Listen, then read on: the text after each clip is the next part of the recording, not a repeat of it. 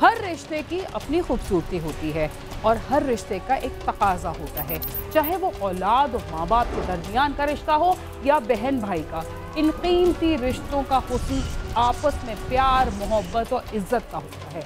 ये खून के रिश्ते जितने मजबूत होते हैं उतने ही नाजुक भी, क्योंकि अगर किसी भी रिश्ते में बाहमी इज्जत और भरोसा ना हो तो वो टूट के बिखर जाता है। मियाँ बीवी के रिश्ते के बारे में कहा जाता है कि ये गाड़ी के वो दो पहिए हैं जिनके दरमियान तवाजुन है तो घर गृहस्थी की गाड़ी ठीक चलती रहेगी, और अगर इनमें से एक भी पहिया तवाजुन में ना हो तो जिंदगी की गाड़ी ना सिर्फ रुक जाती है बल्कि उसे चलाने की कोशिश करे तो भी वो किसी ना किसी हादसे का शिकार होती है। रिश्तों में भरोसा टूटने की बुनियादी वजह लालच और खुदगर्जी का अंसर है, जो इंसान को वो कुछ कर गुजरने में मजबूर करता है जिसका वहमो गुमान भी नहीं किया जा सकता। इसीलिए लालच और खुदगर्जी को गुनाह कहा गया है, क्योंकि ये जज्बात इंसान को दरिंदा बनाने में भरपूर किरदार अदा करते हैं। पंजाब में गुज़िश्ता दिनों कत्ल की एक अंधी वारदात का मुअम्मा पुलिस ने जब हल किया तो उसमें सूरत हाल कमोबेश ऐसी ही थी, जिसमें एतमाद को बिल्कुल कुचल कर रख दिया गया। जैसा कि हम पहले भी कह चुके हैं कि मियाँ बीवी का रिश्ता कितना मजबूत होता है, मगर कोई भी फर्द अगर इस भरोसे को तोड़ दे तो ये रिश्ता टूट ही जाता है, जिससे बहुत सारे लोग मुतासिर होते हैं। मियाँ बीवी चलती हुई गाड़ी के दो पहिए हैं जो दोनों के दरमियान तवाजुन की ज़रूरत है। इस तवाजुन की वजह से तो घर गृहस्थी की गाड़ी ठीक चलती रहती है, और अगर इनमें तवाजुन ना हो यानी फ़र्क हो तो गाड़ी ना सिर्फ रुक जाती है बल्कि हादसे का शिकार भी हो जाती है। मगर हमारे मुआशरे में ऐसे शकीउल क़ल्ब अफराद की कमी नहीं जो बीवी को गाड़ी की स्टेपनी की हैसियत देते हैं कि एक ख़राब हुई तो दूसरी लगा ली। खैर, अगर कोई घर चलाना हो तो मियाँ बीवी के दरमियान बाहमी एतमाद, प्यार और सब्र व तहम्मुल होना ज़रूरी है। हम आपको लेकर चलते हैं सांगला हिल, जहां डकैती के दौरान मुज़ाहिमत पर डाकुओं ने एक प्राइवेट स्कूल की प्रिंसिपल को मौत के घाट उतार दिया और उसके खाविंद को जख्मी कर दिया। आइए जानते हैं कि मियाँ बीवी किन हालात का शिकार हुए।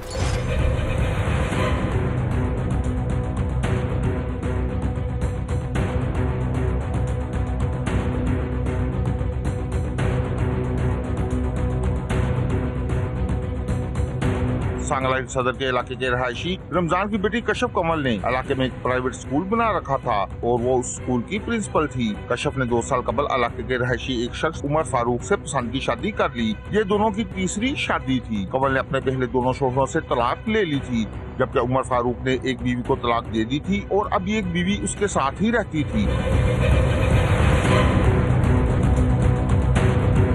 एक रोज उमर फारूक और उसकी बीवी किसी काम की गर्ज से फैसलाबाद गए, जहां से रात वापसी पर जब वो गांव के करीब पहुंचे तो अचानक 2 मोटरसाइकिलों पर सवार 4 डाकुओं ने उन्हें गन पॉइंट पर रोककर नकदी और जेवरात छीन लिए, जबकि मज़ाहमत पर डाकुओं ने फायरिंग कर दी, जिससे कशफ हलाक हो गई, जबकि उमर फारूक शीशे लगने से जख्मी हो गया। डाकू फायरिंग के बाद वहां से फरार हो गए। 9:30 बजे रात को एक 15 की कॉल चली कि इस तरह कुछ लोग आए हैं जिन्होंने हम पे फायरिंग की है। हम लोग फैसलाबाद से आ रहे थे और मेरी बीवी को फायर मारकर तो फरार है। काफी अरसे से मुल्क भर में डाकुओं का राज है और डाकुओं के हाथों शहरियों की हलाकत कोई नई बात नहीं। मकतूला के शौहर ने तो पुलिस को ये बयान दिया कि डाकुओं ने उसकी बीवी को कत्ल किया है, लेकिन पुलिस इस बयान से मुतमईन थी भी या नहीं। ऐसी क्या वजह थी कि शौहर की बात पर पुलिस को इत्मीनान नहीं हो रहा था। इत्तला मिलते ही पुलिस और कशफ के गुस्सा वहां पहुंच गए। कशफ को फौरी तिब्बी इमदाद के लिए अस्पताल ले जाया गया, जहां डॉक्टरों ने उसकी मौत की तस्दीक कर दी। पुलिस ने नामालूम अफराद के खिलाफ मुकदमा दर्ज करके तफ्तीश शुरू कर दी। इन्होंने बताया कि जी इस तरह ये वाला वाकया हो गया हमारे साथ। तो 4 लड़के आए हैं मोटरसाइकिल के ऊपर, 2 इस साइड पे 2 इस साइड पे, और इस साइड वालों ने जो फायरिंग कर दी और शायद लगता है कि ये मुझे मारने आए थे जो फायर मेरी बीवी को लाते हैं, जिसके ऊपर हमने इनको फौरी तौर पे भिजवाया कि आप लोग जाएं, हॉस्पिटल पहुंचे। कशफ है वो, उसकी डेथ हो चुकी थी। 2 गोलियां लगी थी उसको, एक इस साइड से लगी थी और एक उसके बाजू में लगी थी। पुलिस ने इलाके के मशकूक अफराद के अलावा रिकॉर्ड याफ्ता अफराद को शामिल तफ्तीश किया, मगर कोई सुराग न मिला। पुलिस ने जाए वक़ुआ का मुआयना किया तो पुलिस को एक अहम सुराग हाथ लग गया, जिससे ये बात वाज़ेह हो गई कि कातिल डाकू नहीं थे, बल्कि कातिल कोई और नहीं, कशफ का शौहर उमर फारूक है, जिस पर पुलिस ने उसे हिरासत में ले लिया तो उसने बीवी के कत्ल का एतराफ कर लिया। जब हमने आके इसको हॉस्पिटल में इंटरव्यू किया उमर फारूक को, तो ये मुख्तलिफ बयानी था। मतलब जब हमने टेलीफोनिकली इस पे जब कॉल चलाई है, इसने 15 की जब बात की तो इसका बयान कुछ और था, और जब हम हॉस्पिटल पहुंचे तो तब इसका कुछ बयान और था। ये सारी चीज़ें जो हमने लोग उस वक्त देख रहे थे, फिर गाड़ी के सामने खड़ा करके जब उससे सवाल जवाब किए तो फिर इसके पास जवाब नहीं था, फिर ये ब्रेक हो गया। पुलिस उमर की सुनाई गई वारदात की कहानी पर यकीन करने को तैयार नहीं थी, और ये बात उस मुल्जिम तक पुलिस को पहचानने में मददगार साबित हुई। मुल्जिम ने कत्ल का मंसूबा तो बहुत सोच विचार के बाद बनाया था, मगर एक गलती मुल्जिम के गले का फंदा बन गई। पुलिस ने जाए वक़ुआ और गाड़ी का मुआयना किया तो गाड़ी में लगी गोलियों के रुख और ऊंचाई से वाज़ेह हो गया कि गोलियां गाड़ी के बाहर से नहीं बल्कि अंदर से चली हैं, जबकि गाड़ी का शीशा टूटने से उसके टुकड़े ड्राइवर की झोली और पाँव में गिरने की बजाय सीट पर पाए गए, जिससे पुलिस को वाज़ेह हुआ कि जब शीशा टूटा तो उमर फारूक गाड़ी के अंदर नहीं था और यही गलती उसे पकड़वा गई। सर, हमने गाड़ी का उधर बड़ा करीब से मुलाजा किया, उसको बहुत छोटे से छोटे पॉइंट को देखा, जो फायर लगे हुए थे उनको भी देखा, और जो ड्राइविंग सीट थी उसके ऊपर जो दरवाज़ा के अंदर शीशा होता है वो सारा टूट के वो गिरा हुआ था सारा सीट के ऊपर, तो उससे को शबाहत पैदा हो गए हमारे। गाड़ी को जिस जगह पे फायर लगे हुए हैं, मैं आपको गाड़ी भी दिखाता हूँ, वो बाहर से फायर लग भी सकते, उसके बाद गाड़ी से अंदर से हमें खोल मिला, फिर जो शीशा उसने तोड़ा है, ड्रामा किया है, वो उसकी ड्राइविंग सीट पे है शीशा। अगर वो ड्राइविंग सीट पे होता, बाहर से कोई हिट करता तो शीशा उसकी झोली में गिरना था, तो नीचे वो पाँव में। बीवी को कत्ल करने के बाद पुलिस को मुख्तलिफ कहानियां सुनाकर खुद को बचाने की कोशिश करने वाले मुल्जिम ने नाकाबिले तरदीद शवाहिद के बाद इस कत्ल का इकरार कर लिया, लेकिन उसने ऐसा क्यों किया और मकतूला के लवाहिकीन का क्या कहना है, आइए हम आपको बताते हैं। पुलिस का कहना है कि उमर फारूक ने तफ्तीश में इंकशाफ किया है कि उसकी बीवी का किरदार ठीक ना था, जिस पर उसे मारने का मंसूबा बनाया और उस पर अमल कर गुजरा। अपनी बीवी को क्या ना कि हाँ भगत मतलब तू क्यों ये काम कर रही है, दफा कर छड़ दे बरा। मैं उसका मोबाइल फड़ के ना और जो व्हाट्सएप पे इमो में कट के मैं तो बाद मैं नेट नहीं चलान देना, वो गड्डी जो थले उतर गई है। मैं उन्हें मिन्नत समाजी करके गड्डी च बैठा लिया, मैं उन्हें मिन्नत समाजी करके गड्डी च बैठा लिया भी बजा ना ये कर। मैं पिछली सीट तो गड्डी चो जरा अपनी जैकेट चो पिस्टल कटिया, दरवाजा खोल दिया, फैर मार दिया। तो उमर फारूक का कहना है कि उसकी बीवी का किरदार ठीक नहीं था, कई बार उसे समझाया, आए रोज इस बात को लेकर घर में झगड़ा रहता था और अब कशफ उसकी पहली बीवी से जवान बेटी को भी अपनी राह पर लगा रही थी, जिस पर उसे मारने का मंसूबा बनाया। जाती मामलात हैं, वो खुदा जानता है कौन अच्छा है और कौन बुरा। बकौल मुल्ज़म हाफिज उमर के कि मैंने इससे तीसरी शादी की है, इसका कुछ लोगों के साथ तलक था, फिर मैंने 1.5 महीना पहले पिस्टल खरीदा 15,000 रुपये का। उसके बाद मैंने 1-2 दफ़ा इसको मारने की कोशिश की, फिर मैंने इसको समझाने की कोशिश की, मगर ये बाज ना आई। उधर मैं फैसलाबाद लेके गया हूँ, वो कह रहा है हाफिज उमर। मकतूला कशफ के वसा का कहना है कि कशफ पर लगाए गए इल्जामात गलत हैं। मुल्ज़म ने कशफ की जायदाद हथियाने के लिए उसे मारकर डकैती का ड्रामा रचाया। और मुरखा 6 तारीख को हाफिज उमर फ़रूक के साथ उनकी 2 साल शादी हुई थी कबल, तो वो फैसलाबाद से आ रहे थे, बले रोड पे आते हुए उनको हाफिज फ़रूक ने फैल लगाकर कत्ल कर दिया। तो हम थाना सदर वालों के बेहद मशहूर हैं कि SHO साहब ने बरवक्त कार्रवाई करते हुए हमारे मुजरिम को पकड़ लिया है। मकतूला के वसा ने वज़ीर आला पंजाब से मुतालबा किया है कि मुल्ज़िम को जल्द अज जल्द कैफे किरदार तक पहुंचाया जाए। पुलिस हुकाम का कहना है कि जल्द ही तफ्तीश मुकम्मल करके चालान अदालत में भिजवा दिया जाएगा। साथी रिपोर्टर नवाज तबस्सुम के साथ आमिर शहजाद, समा, सांगला हिल।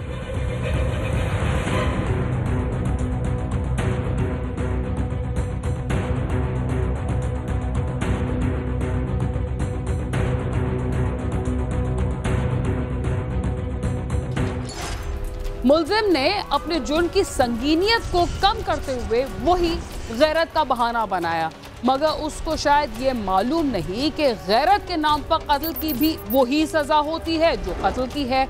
वो आसानी से कानूनी रास्ते इख्तियार करते हुए अपनी बीवी से अलहदगी भी कर लेता, मगर उसने अपनी शरीक हयात से जीने का हक ही छीन लिया। प्रोग्राम क्राइम सीन में वक्त हुआ एक मुख्तसर से वक्फे का, जिसके बाद हम दोबारा आपके साथ होंगे। तब तक आप समा के साथ ही प्रोग्राम क्राइम सीन में एक बार फिर खुशामदीद। जुर्म करने वाले कभी ना कभी कानून के शिकंजे में आ ही जाते हैं।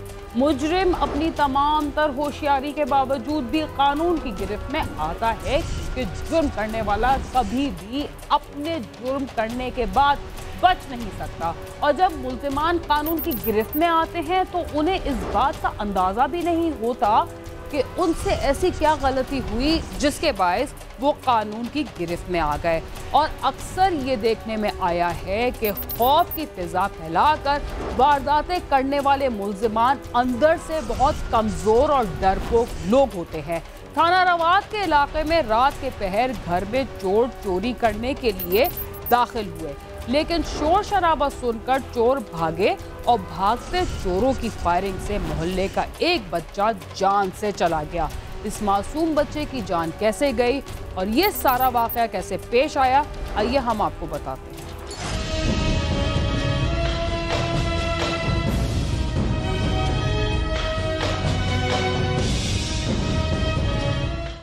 रात के वक्त गली में अचानक शोर हुआ। कोई मदद को पुकार रहा था। जहां से शोर की आवाज आ रही थी वो एक जेरे तामीर घर था, जहां तामीराती सामान पड़ा था और मदद मांगने वाला वहां का चौकीदार था। 4 जो मुसल्ला डकैत थे वो एक जेरे तामीर घर में वहाँ पे तार वगैरह ये बंडल पड़े होते हैं जो इलेक्ट्रिशियन वगैरह उधर अपने छोड़ देते हैं, तो उसको चोरी करने के लिए वहाँ पे दाखिल होते हैं। तो वहाँ पे चौकीदार जो है वो जा पड़ता है। ये टोटल ये 4 आदमी थे जिन्होंने वो हुआ किया। उसमें से एक आदमी को उन्होंने बाहर खड़ा किया निगरानी के लिए मुसल्ला, और 3 आदमी अंदर चले गए वारदात करने के लिए। तारें वगैरह चोरी करते थे, जो भी जिनको स्क्रैप मिल जाती थी वो चोरी कर लेते थे। आगे से वो चौकीदार वो जाग गया। जब चौकीदार को पता चला तो उसने शोर करना शुरू कर दिया है कि चोर चोर चोर। उस घर में चोर आ गए थे जो ज्यादातर उन्हीं घरों से चोरी करते हैं जो जेरे तामीर होते हैं, क्योंकि वहाँ सीमेंट से लेकर बिजली की चीजों तक नया सामान पड़ा होता है। चोर घर को खाली समझकर उसमें दाखिल हुए थे, मगर अंदर चौकीदार मौजूद था, जिसके साथ चोरों की मज़ाहमत हो गई और शोर शराबा हो गया। उसके साथ उनकी आपस में मज़ाहमत हो जाती है। चौकीदार जो है उससे आगे से मज़ाहमत करता है और कोशिश करता है कि ये जो है ये यहाँ से भाग जाएं, लेकिन वो चूँकि ज़्यादा थे डकैत थे, उन्होंने उसकी चौकीदार की काफ़ी पिटाई वगैरह भी की और उसको गन पॉइंट पे रासा वगैरह किया।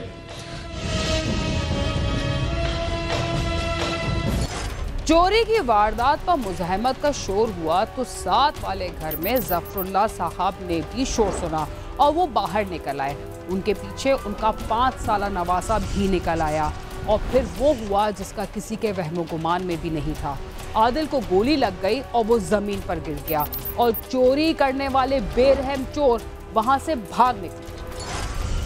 साथ वाला घर कर्नल जफरुल्लाह रिटायर्ड का था। शोर हुआ तो वो अपने घर से बाहर आ गए और चौकीदार से पूछा कि क्या मामला है। चोरी करने वाले ये समझे कि चौकीदार के साथ और लोग भी हैं। वो भी घर से बाहर आ गए और जफरुल्लाह के सामने खड़े हो गए। हमारे मुद्दई हैं कर्नल जफरुल्लाह खान वजीर साहब, उनका साफ घर है। वो घर से बाहर निकले और अपने गेट के सामने खड़े होकर अपनी जुबान में कहा कि कौन है जो जबरन चोरी कर रहा है, और कर्नल साहब की जानिब उन्होंने ना एक फायर किया। जफरुल्लाह जब घर से निकले थे तो उनका 5 साला नवासा आदिल भी उनके पीछे ही आ गया था। चोरों ने खुद को शिकंजे में महसूस किया तो जफरुल्लाह पर फायरिंग कर दी। गोली उनको तो ना लगी बल्कि पीछे खड़े आदिल को लग गई और उसके सीने के आर पार हो गई। वो गिर गया, उसे अस्पताल ले जाया गया, मगर वो मासूम जांबर ना हो सका। और उसकी मौत वाकया हो गई। जो इसी दौरान जिस वक्त कर्नल साहब घर से बाहर निकले हैं तो इनका नवासा 5 साल आदिल वो भी इनके पीछे पीछे आ गया। वो पीछे गैराज में खड़ा हुआ था। जिस वक्त इन्होंने मुलजमान में से एक ने फायर किया तो वो कर्नल साहब को लगने के बजाय पीछे बच्चा था जो उसको सीधा उसने छाती में हिट किया, जिसकी वजह से बदकिस्मती से बच्चे की मौके पे तकरीबन मौत वाकया हो गई। मैं लब का उसकी तरफ जो ही मैंने गेट अपना छोटा वाला खोला, अभी मैंने गेट खोला ही था कि उस लड़के ने मेरे ऊपर फायर किया। और इन दौरान मेरा छोटा जो नवासा था वो निकला हुआ था घर से, वो भी मेरे पीछे निकल आया था। तो अभी मैं नहीं देखा कि बच्चा पीछे निकला हुआ है। अच्छा, जो ही उसने फायर किया ना तो मैंने कहा ये मुझे अभी पिस्तौल से डरा रहा है। तो मेरा जो सन इन लॉ है उसने मुझे पीछे कहा कि इसको छोड़ो, पीछे बच्चे को गोली लगी है। और बस वो फिर जख्मों की में ताब नहीं ला सका, बच्चा था छोटा सा।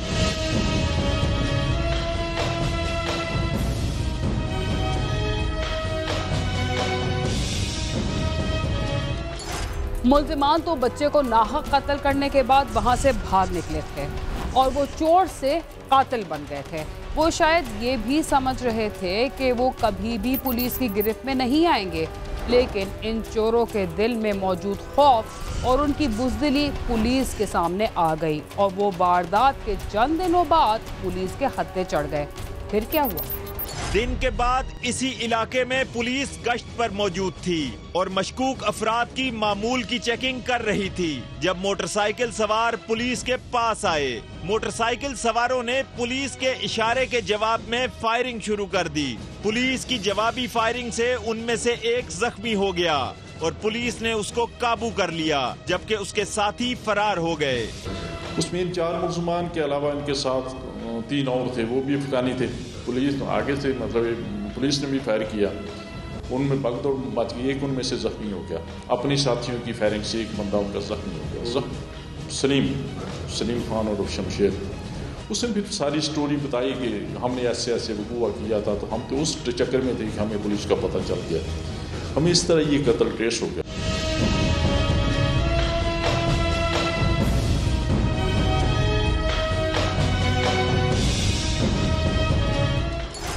अक्सर देखने में आया है कि जराइम की बेशतर वारदातों में गैर मुल्की मुलव्वस होते हैं। इस गिरोह के 3 अरकान भी अफगानी थे। पुलिस के साथ मुकाबले में जख्मी होने वाले मुलजिम सलीम ने पुलिस को अपने इब्तिदाई बयान में ही एक गुज़िश्ता वारदात का भी जिक्र कर दिया और अपने साथियों के ठिकाने का भी पुलिस को बता दिया, जिसके बाद बाकी 3 अरकान भी गिरफ्तार हो गए। उनमें खालिद वो दरिंदा भी था जिसने 5 साला मासूम आदिल को मौत के घाट उतारा था। पुलिस मुकाबले में जख्मी होने वाला चोर सलीम था, जो कि अफगानी था। उसने गिरफ्तारी के बाद इंकिशाफ किया कि कुछ दिन कबल उन्होंने ही फायरिंग की थी, जिसमें एक बच्चे की मौत वाकया हो गई थी। नाम जब उसको हमने चेक किया तो उसका नाम सलीम खान उर्फ शमशेर था। उससे जब मज़ीद तफ्तीश की गई तो हमें पता चला कि वो जो वाक़या 25 तारीख हुआ जिसमें मासूम आदिल की जान ज़ाया हुई थी, वो और उसके साथ 3 और मुल्ज़मान जो हैं वो इस वाक़या में मुलव्वस थे। पुलिस मुकाबले के वक्त पुलिस को नहीं मालूम था कि ये वही गिरोह है। ये जो 4 मुल्ज़मान जो मासूम आदिल के मर्डर में मुलव्वस थे, इनमें एक सलीम खान उर्फ शमशेर था, ये भी अफगानी है। खालिद उर्फ लालू जिसने असल फायर किया था, जिसके फायर से बच्चे की जान ज़ाया हुई, वो भी अफगानी है। इसके अलावा बिलाल जो है वो भी अफगानी है और एक राशिद है जो कि वहीं पे एक 7 गाँव है, गली गाँव वहाँ का रहशी है और वो पंजाबी है, वो भी डकैत है। ये 4 जो हैं इसमें थे और जो जिन पुलिस मुकाबले में थे वो बाकी 3 भी जो बाकी थे वो भी अफगानी थे। इस गिरोह के अरकान के वहमो गुमान में भी नहीं था कि वो इस तरह से पकड़े जाएंगे, लेकिन अल्लाह की लाठी बेआवाज है। उम्मीद है कि कानून इनको सख्त से सख्त सजा देगा ताकि आने वाले वक्त में फिर कोई आदिल इनकी गोली का निशाना न बने। कैमरामैन सद्दाम मलिक के साथ नईम जंजुआ, समा, रावलपिंडी। मुजरिम चाहे कितना ही चालाक क्यों ना हो, वो कोई ना कोई ऐसी गलती जरूर करता है जिससे जल्द या बदैर वो कानून की गिरफ्त में आ ही जाता है। इन दोनों वाकयात में यही कुछ हुआ और दोनों वाकयात के मुल्जिमान गिरफ्तार हो गए। इसके साथ ही क्राइम सीन अपने इख्तिताम को पहुंचता है। अगर आप हमसे रब्ता करना चाहते हैं तो हमारा पता है cs@sama.tv। इसके अलावा ट्विटर, फेसबुक और यूट्यूब पर भी हमसे रब्ता कर सकते हैं और हमारा प्रोग्राम भी देख सकते हैं। बीना खान और क्राइम सीन की टीम को इजाज़त दीजिए और देखते रहिए समा।